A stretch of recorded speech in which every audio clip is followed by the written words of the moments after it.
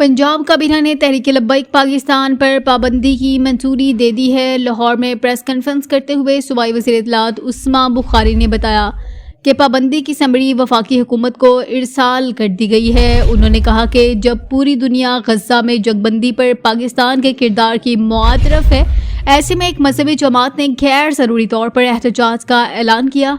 हालांकि गज़ा में अमन मुहादा हो चुका था।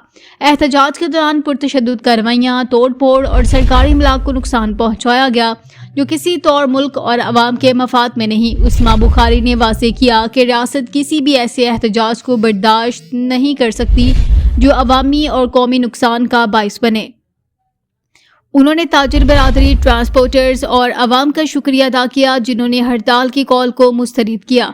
याद रहे कि गुज़श्ता रोज़ पंजाब हुकूमत ने वफाक से TLP पर पाबंदी आयद करने और जमात के तमाम असासे तहवील में लेने की सिफारिश की थी।